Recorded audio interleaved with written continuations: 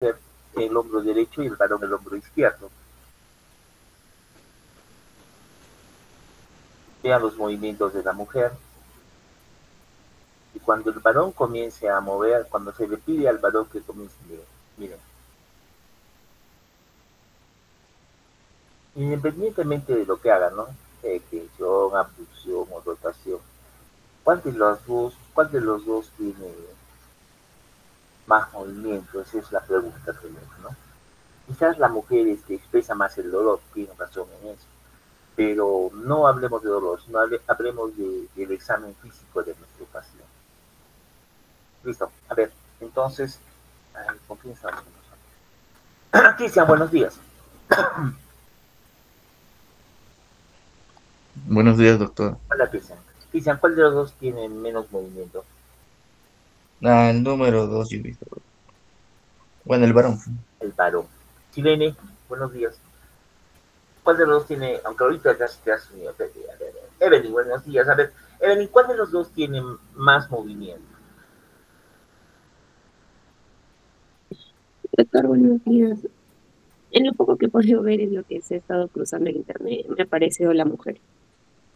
Más movimiento tiene la mujer, o sea, menos movimiento tiene el varón. ¿De acuerdo, doctor? ¿No es cierto? Entonces, este, si es que yo quisiera, ya, si yo quisiera ver así al hombro, mejor así para que, yo creo que es el hombro. Sí. El hombro pues está formado por las estructuras óseas que conocemos y por estructuras blandas, ¿no? O sea, si yo lo veo de costadito, digamos, esta es la glena, ¿sí? La glena, esto sería el labrum, ¿sí? El labrum es como una cápsula de cartílago que hace que sea más profundo esa cavidad. Acá arriba está el acromio, el proceso paracoidal, digamos así, ¿sí? Pero todo el hombro, doctores, está envuelto en una cápsula, ¿no es cierto? Muy bien. Entonces, si es que yo tengo un hombro, por ejemplo, que no tiene, o sea, está limitado en todos los movimientos por dolor, ¿qué estructura creen ustedes que está en su mayor parte comprometida? ¿La cápsula o los músculos que integran la articulación del hombro? ¿Qué crees tú, Ximena? Ayúdame, por favor.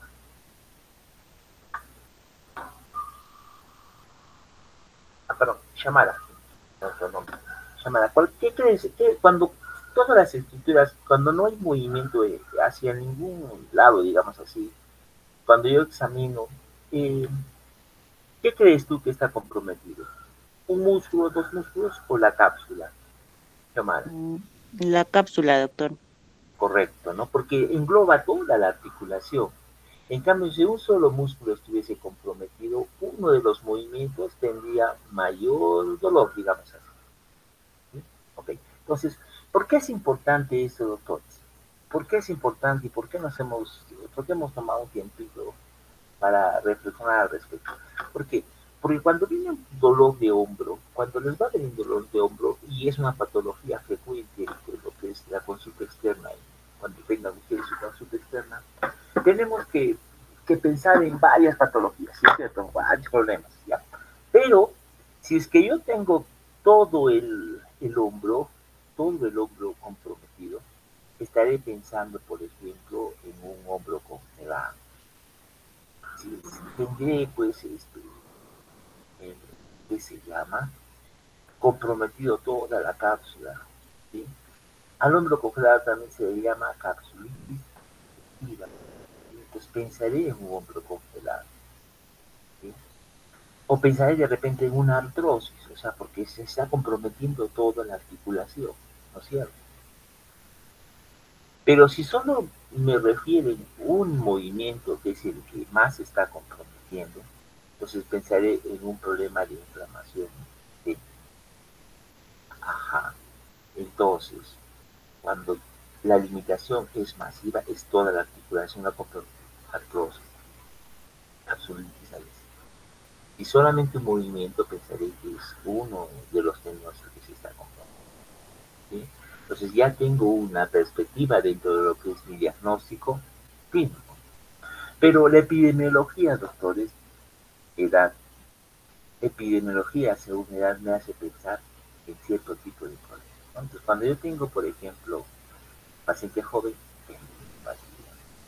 Cuando ya es un poquito mayor, 40, 50 años, capsulitis o congelado. Y si es un poco más mayor, digamos así, artrosis. En todas las edades puede haber tendinopatía, sí es cierto, pero según estas edades, mayor edad, artrosis, más joven, ten, tendinitis, ¿cierto? Y un adulto más o menos mayor adulto pensaría en capsulitis. Ahora, mira, recuerden enfermedades tipo metabólicas, o tipo diabetes, tiroides, ¿sí? Me hacen pensar que puedan desencadenarse cualquiera de estos procesos, ¿no? Para rapidito, para recordar los músculos que forman eh, el manguito de los rotadores, acuérdense, todos son, por nomenclatura, todos son menores, o sea, todos son por debajo, excepto uno, ¿sí? Entonces, subescapular, por debajo, por debajo, ¿no es cierto? Pequeño, infraespinoso, subescapular, ¿sí? Redondo menor, y todos son menores. En cambio, el único mayor es el supraespinoso, ¿sí? Para que se acuerden, para que no se olviden. Supraespinoso. El supra y infra, los demás son pequeños, subescapular, redondo menor, como mnemotecnia, para que se acuerden de los músculos que forman el manguito rotador. ¿Sí? Recuerden que el bíceps atraviesa al manguito, ¿sí? El bíceps está acá, ¿no? En la correa de la bicicleta, atraviesa el manguito, pero no es parte del manguito, ¿ya? Entonces, el manguito rotador es como un manto que cubre a la cabeza humedad. Yo siempre le digo a los pacientes, acuérdense que este es el acromio, este es la cabeza humedad y el manto está acá. Entonces, esta es la cabeza humeral, este es el acromio y el manto está acá. Y es el único lugar en todo lo que es nuestro organismo, que existe un tendón entre dos huesos. Entonces, el hecho de que el hombro sea la articulación que tiene mayor movilidad en todo el cuerpo, obliga a que también su anatomía sea especial. Y la especial es de que existe un tendón entre dos huesos, acromio, cabeza.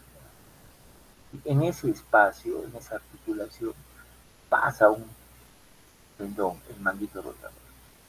Y el manguito, como yo les digo, no es que ustedes van a pensar, este es el supraespinoso, ¿no? Entonces lo van a encontrar así delgadito por encima, no.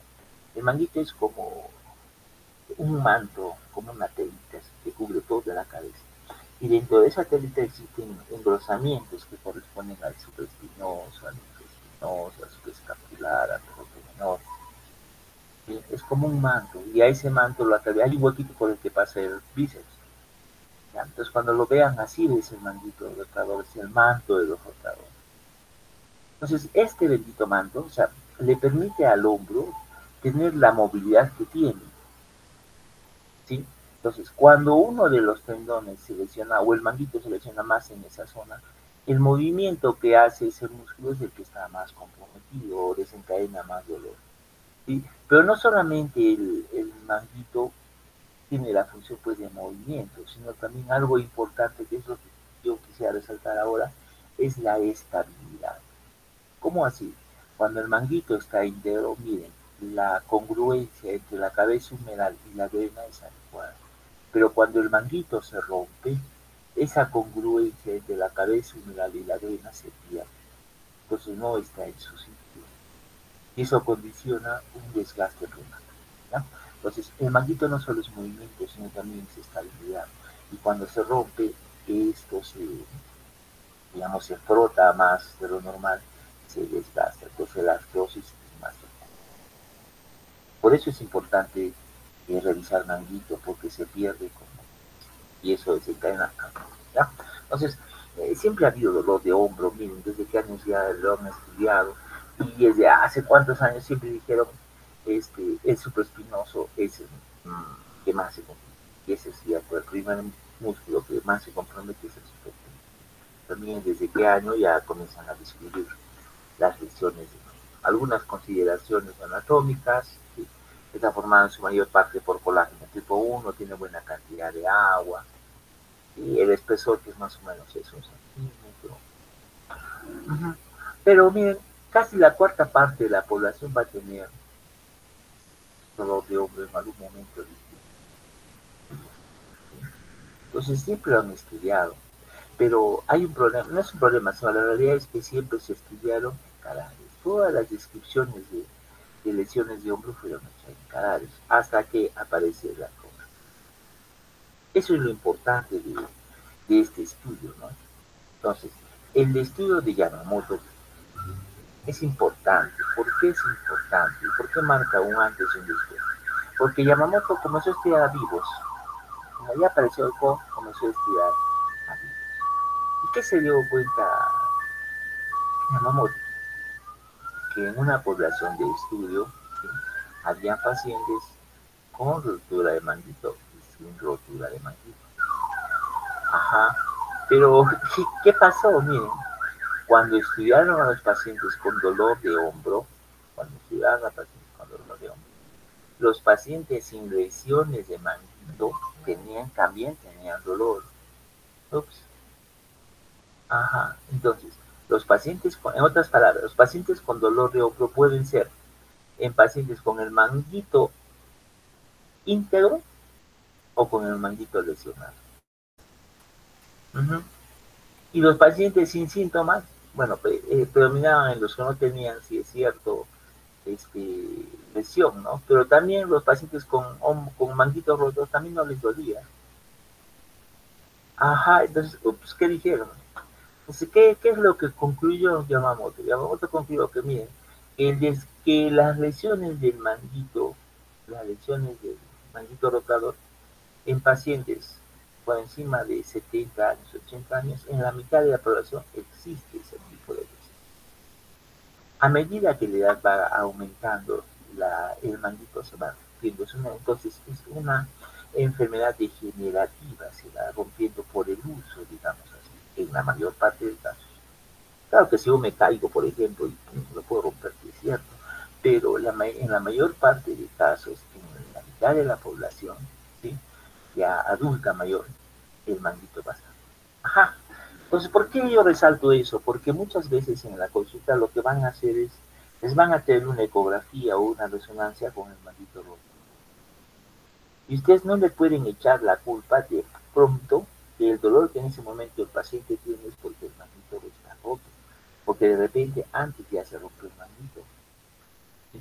Entonces puede ser un proceso inflamatorio, puede ser una capsulitis, puede ser una tendinitis de discos o cualquier otro problema, pero no necesariamente el manguito está roto. O sea, no el hecho de que tenga un manguito roto significa que es la causa del dolor, en otras palabras.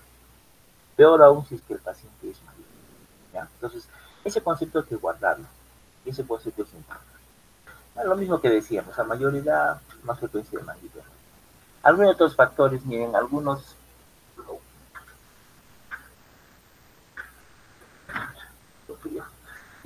otros factores, ¿sí?, que están relacionados con lesiones de manguito. ¿En quiénes se rompe el manguito? En los que fuman, en los que son gorditos, ¿sí?, en los que tienen diabetes mellitus y los pacientes con antecedentes, ¿sí?, como todo tipo de patología mía. Miren, estos factores están asociados a que se rompa más rápido el manguito y no se rompe. Entonces, yo puedo decir, hay factores intrínsecos, es cierto, los que dependen del paciente, y hay factores extrínsecos. O sea, por ejemplo, puede ser también de que el espacio, este espacio que lo habíamos visto acá, el espacio entre la acrónimo y la cabeza humeral esté disminuido. Si es que este espacio está disminuido, entonces es más frecuente que esto se desgaste. En otras palabras, ¿ya? Ya, listo. Entonces tengo factores intrínsecos, factores extrínsecos. Entonces, yo tengo un manguito roto y eso no significa, doctores, que tengo que operar. Ese es el otro concepto que tienen que quedar. No siempre un manguito roto significa hay que operar. No, no es la base del manguito. Entonces, ¿qué es lo que tengo que hacer? Primero, estar seguros de un diagnóstico adecuado. Y para eso necesariamente tengo que recordar, como todo en la medicina, tenemos historia, el examen físico y las imágenes, ¿no?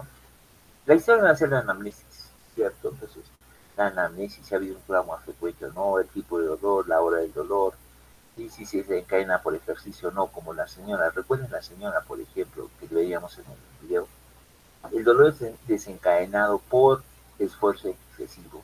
Ese es el paciente típico de un manguito rotador. El manguito rotador es en aquellos pacientes que hacen un esfuerzo excesivo, o sea, laborado todo el día y en la noche pues está con el dolor. Y en el examen físico, la abducción y la rotación interna van a ser las que están comprometidas.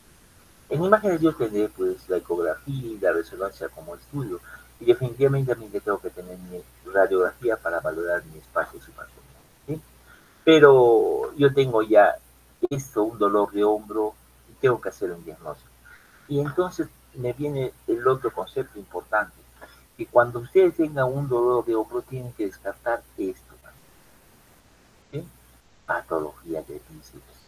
O sea, que sea el bíceps el que esté doliendo, no el supraespinoso o el escapular, el bíceps.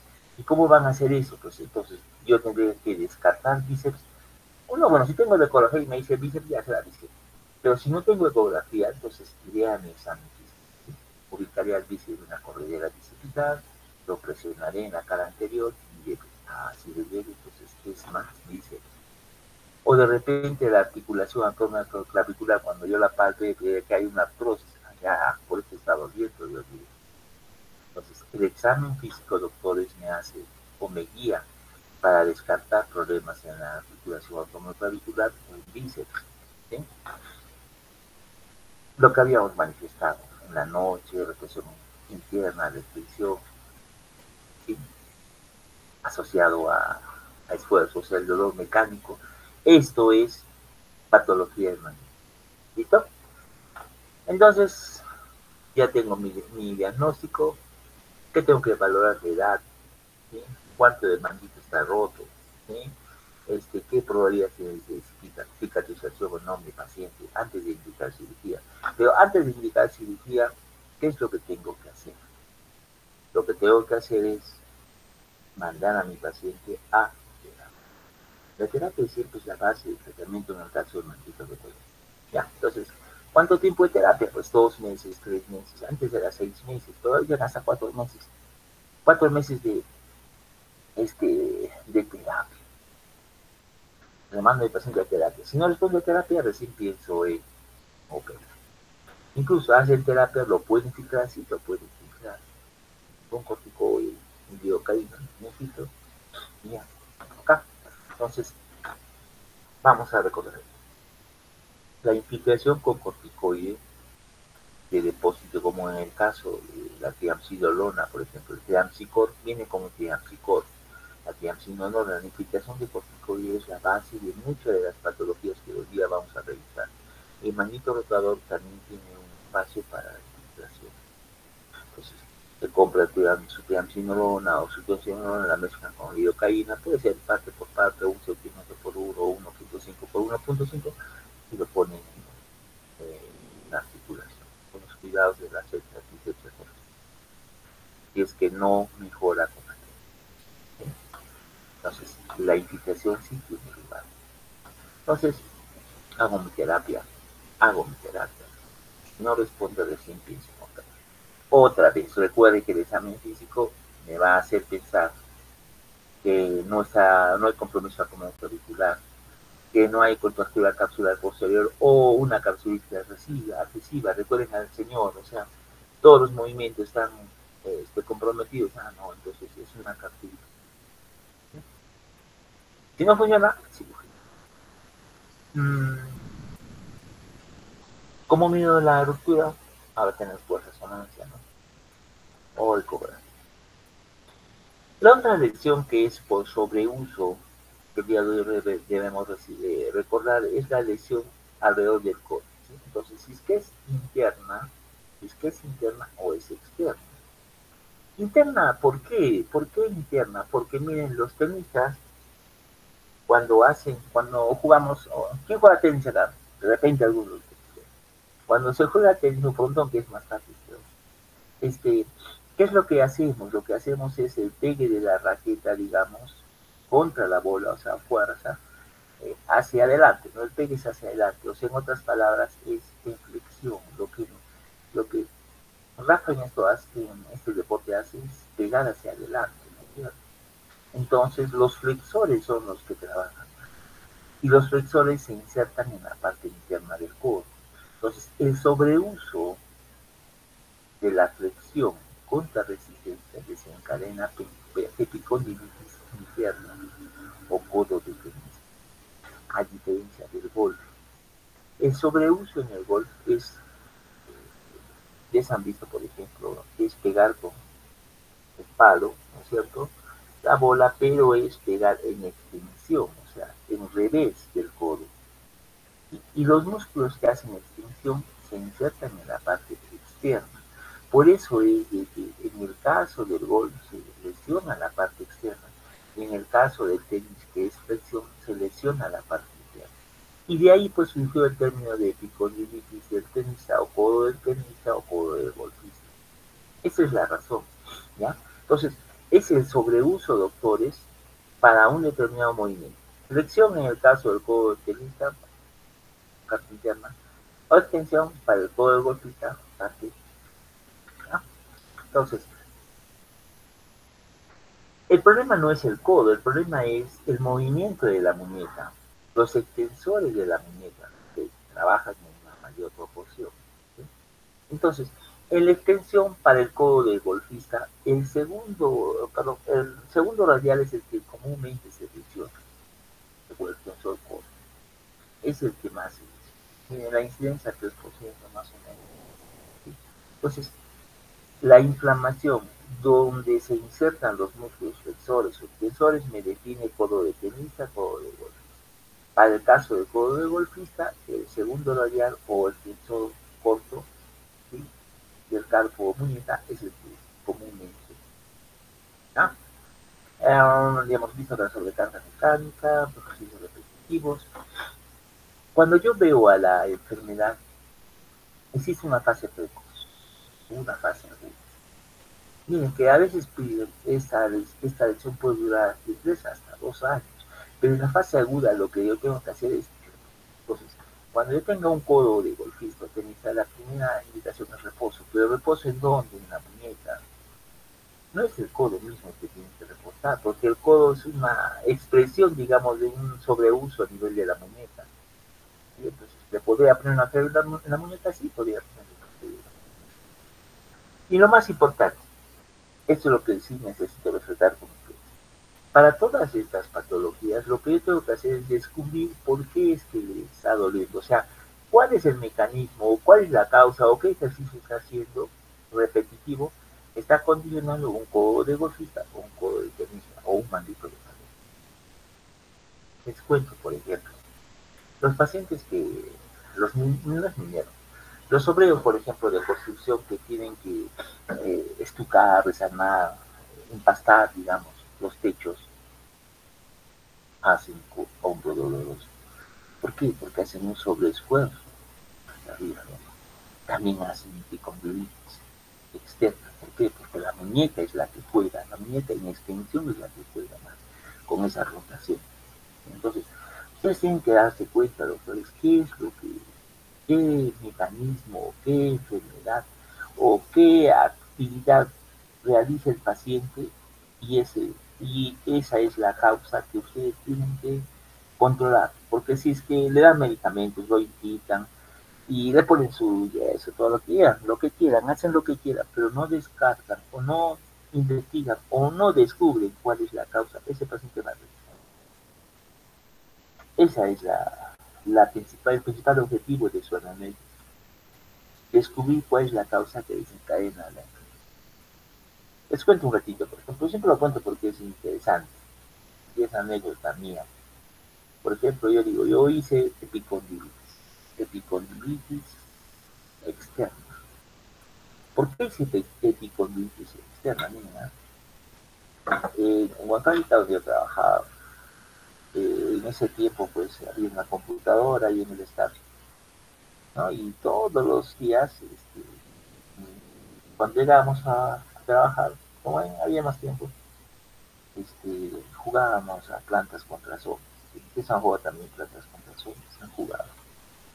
Y el juego pues consiste en teclear, ¿no? O sea, con el Mauta, y las sandías y todo ello, ¿no?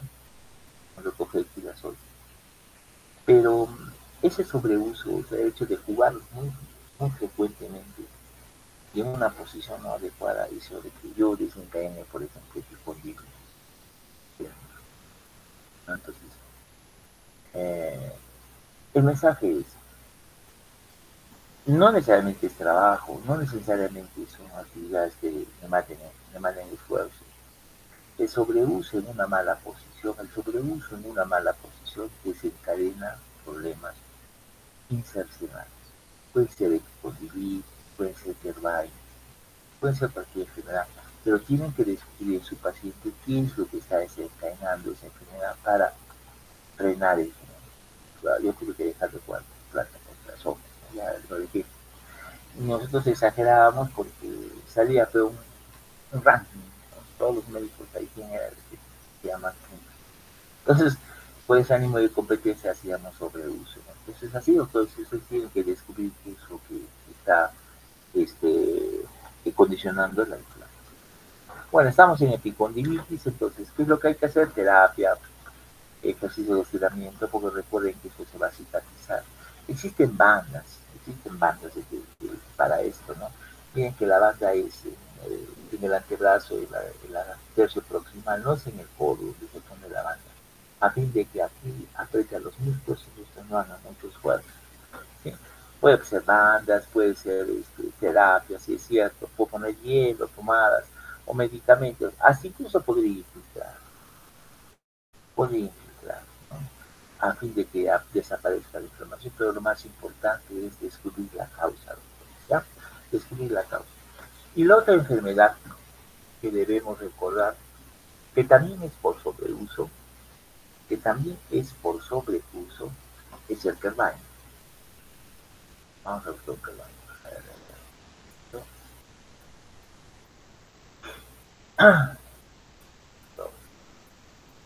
Por sobreuso es Kerbein.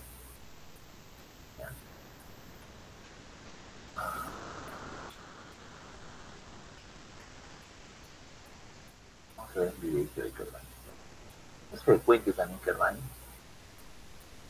Yo diría no tanto como maldito rotador, pero sí es lo. Ahí está. Vamos a ver. ¿Cuándo hay dolor?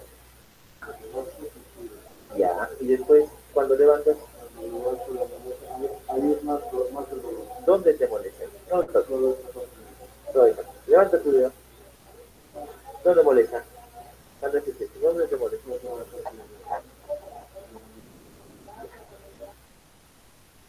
Muy bien. Entonces, bien, ya se ha escrito que en estudiantes de medicina con la aparición de smartphone, el sobreuso, miren, el sobreuso, acuérdense de planes con razón, el sobreuso de igual de celulares también puede desencadenar Herbine. Igual, esto no es de ahora, es de hace muchos años. Tanto así de que Gray, miren, dijo, no, esta enfermedad es producida o se produce en las lavanderías. Recuerden ustedes que para lavar ropa, y ahora pues se sigue la lavadora, pero antes cuando se lavaba ropa a mano, ¿no? Para lavar ropa a mano lo que hacíamos era coger los extremos de ropa y hacer un poco de desviación cubital, rotar la ropa, ¿no? Entonces hacíamos fuerza, digamos, con la mano con desviación cubital, ¿sí? Entonces, Gray se dio cuenta de que en las lavanderas era donde aparecía ese olor en la cara radial de la mujer. Y le puso, pues, ese es el edificio de la lavandera. ¿No? Atinaron ese nombre. Pero Kermain 2 años después, pues, comenzó a estudiar cada vez y, no, encontró que ahí había una inflamación, un engrosamiento de la vaina y que comprometía el primer compartimiento extintor. Y acuñó el nombre de la enfermedad o tenosinovitis tenovaginitis.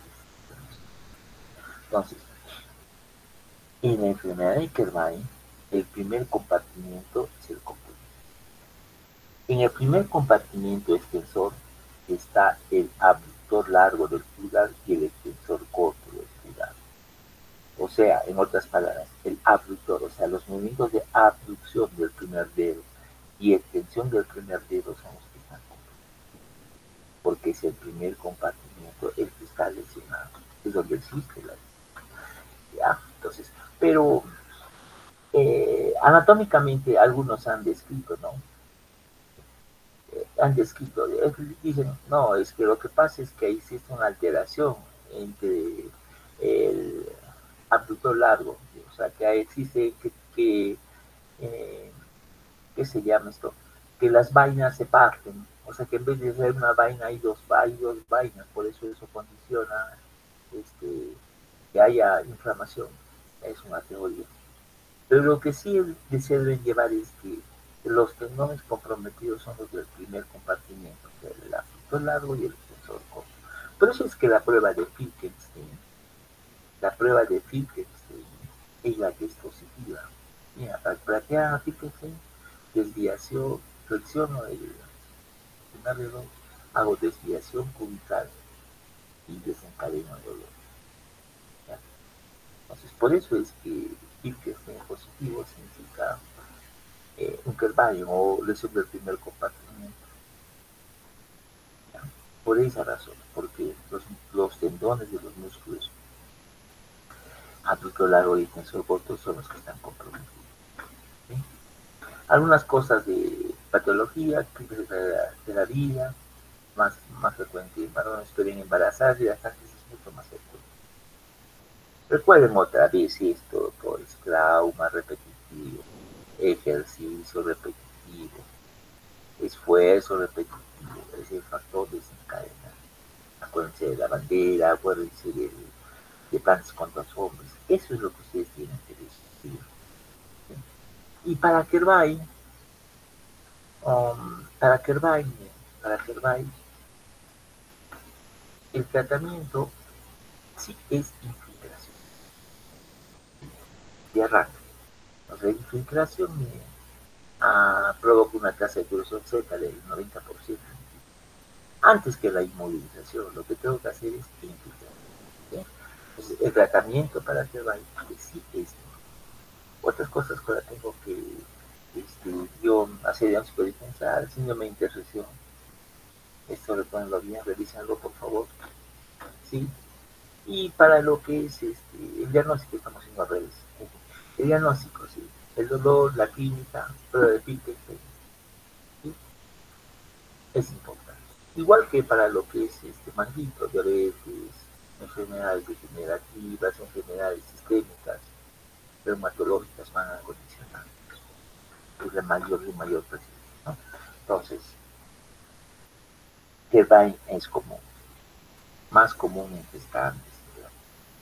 El tratamiento es infiltración. ¿Sí? Cuando no responde la infiltración, recién a veces pensamos en cirugía. Y la cirugía es simplemente abrir la vaina. Recuerden que dentro de la vaina es el tendón el que cuando se moviliza, se aprieta, porque la vaina se comienza a cerrar, se aprieta el tendón, entonces, hay dolor.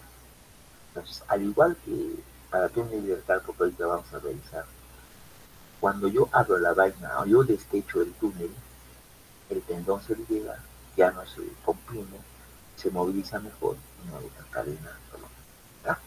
Entonces, Kerbay, infiltración. Lo último, cirugía. Y nuestro último tema, ya para que pues, se pongan a estudiar. Nuestro último tema es túnel de arcade. El año pasado, ¿hace cuánto tiempo lo trae la nota? No recuerdo exactamente, pero es antes de la pandemia. Vine porque se me adormecían las dos manos, se me da una inflamación muy fuerte, siempre que mis dedos están así anchos, gruesos, todos pues, con dificultad de manejarlos, ¿no? Más que nada se me adormece en la madrugada. Los días que hago unas tortillas o hago alguna actividad más pequeña moviendo la muñeca es peor, ¿no? Pero normalmente ya cargo frutas o algo y ya se la adormecimiento. A mí me operaron de la mano, o sea, yo me dijeron que necesitaba otra operación de las dos manos, pero yo decidí arriesgar todo el dedo y la mano izquierda. Y sí, me lo estoy viendo los tonos. Y ahora estoy volviendo a ver si me quiero la derecha porque... ¿Qué dedos le molestan en la derecha? Más que nada es el dedo del centro, siento que jala más, ¿no? Y me molesta, o sea, siento toda la mano todo me diga, pero siento algo que jala más al dedo del centro. Este dedo, no, incluso o sea, todas mis manos son adormecidas ahorita, pero siento que más me arde, como que un ardor. ¿Y esta ya también está adormecida? No siento mucho, ¿no? O sea, siento que todo está ligeramente, pero más lo siento acá. Y si me toco, me pasa, o sea, no siento como mi mano, porque como que acaricio una piel normal, y acá yo toco y como que me arde de otra forma. A ver, haga sus manitos.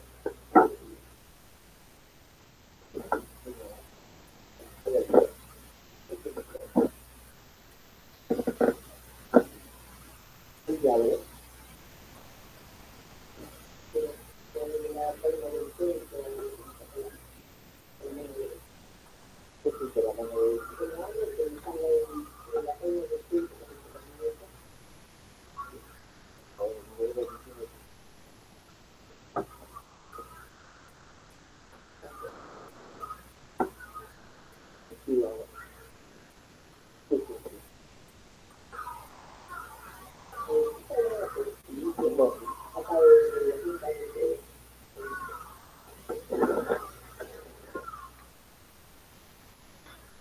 Listo, doctores, entonces,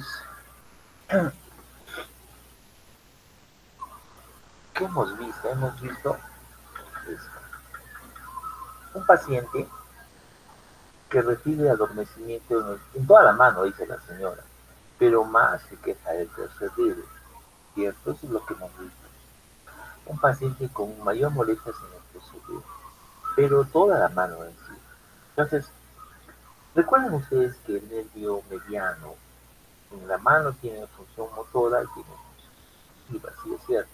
Pero cuando hablamos de sensibilidad, la sensibilidad de la mano le corresponde al mediano en su cara palmar para el primero, segundo, tercero y la mitad del cuarto. Entonces, cuando se comprime el nervio, cuando se aprieta el nervio, entonces va a desencadenar adormecimiento en esas zonas, a predominio de esas zonas. Eso es túnel carpal. Compresión del nervio mediano, ¿sí? Compresión del nervio mediano, y con adormecimiento del tercero y mitad del cuarto. ¿Sí? El quinto es la mitad del cuarto y el quinto le corresponden al cubical, recuerden eso. ¿Sí? Entonces, este es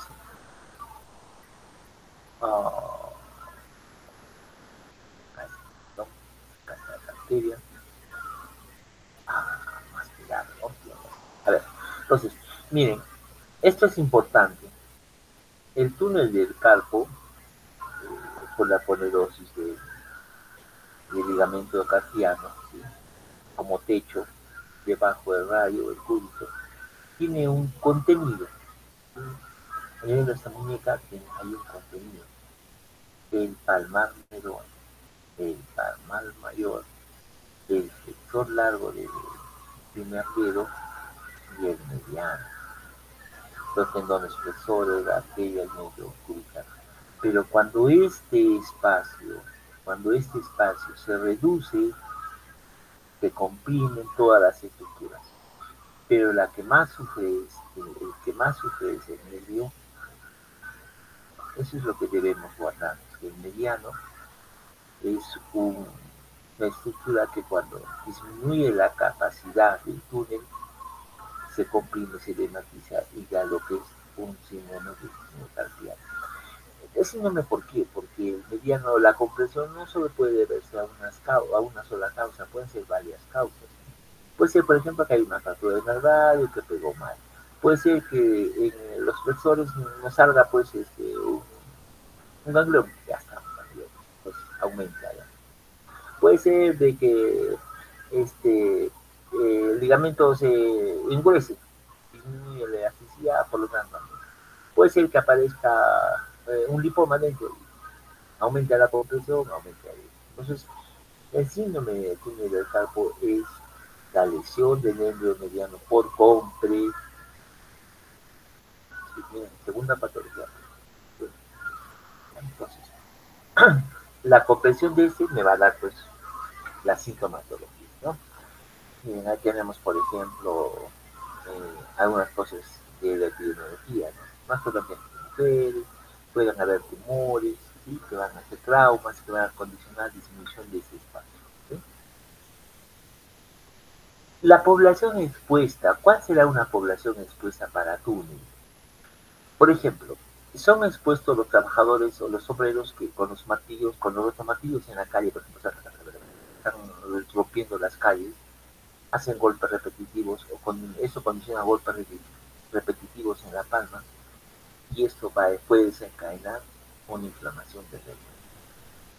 Los que manejan bicicleta, los que mucho hacen bicicleta cuando salgan y por estar cogiendo el manubrio también podrían ser una población expuesta. Miren, hasta en el 50% de los trabajadores con ocupaciones como por ejemplo el martillo, con los que hacen lo que son perforistas en la mina, pueden desencadenar tumores. ¿Sí? Puede ser bilateral, bien delata la que se produce.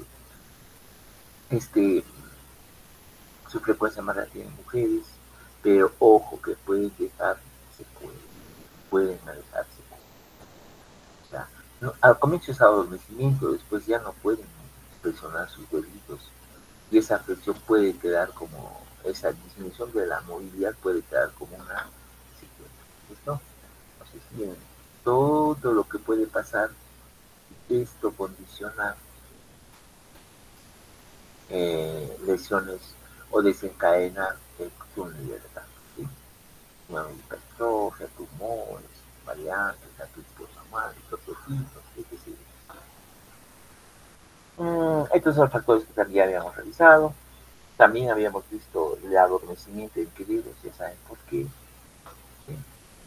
La prueba. En el caso de ¿se acuerdan? Fíjense para Kermay, Allen, prueba de Allen. La hiperflexión, ya sea para extensión o flexión de la muñeca, desencadena adormecimiento. Prueba de Allen.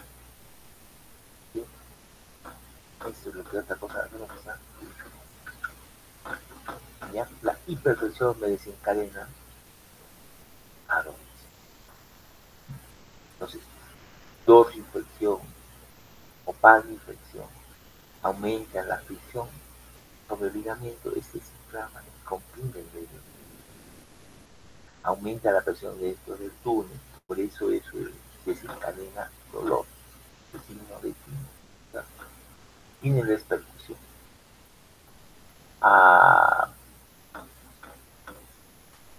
Y Fallen es la compresión. Entonces, diagnóstico diferencial con radiculopatía es fundamental. Y el tratamiento. El tratamiento médico, algunos reconan también la infiltración con corticoides, ¿cierto?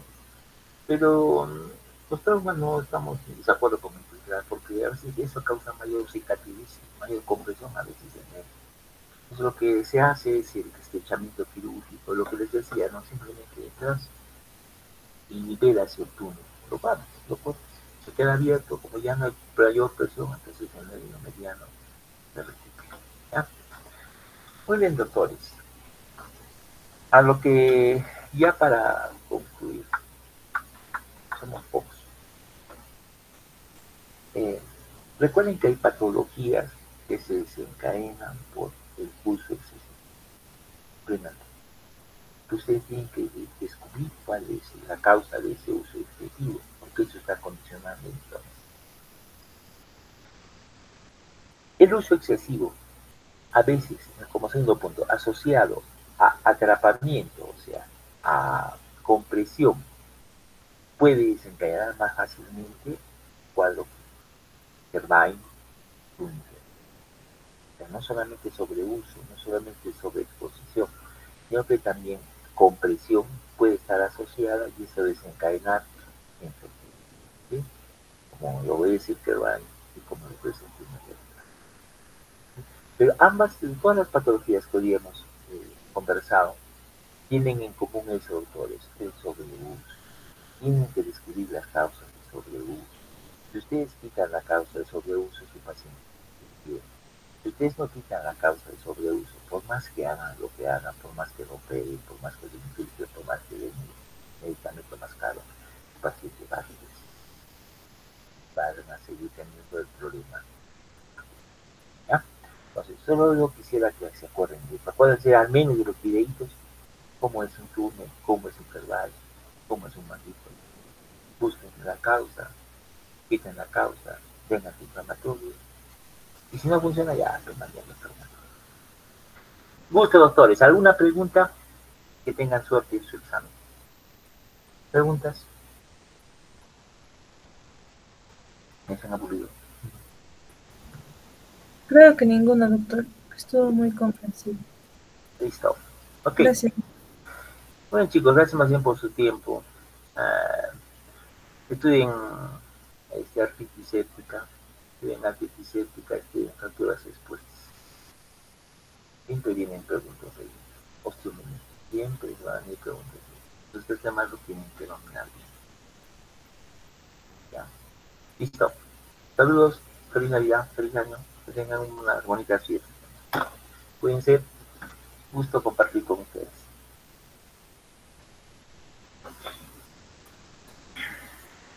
Dale los chicos, cuídense.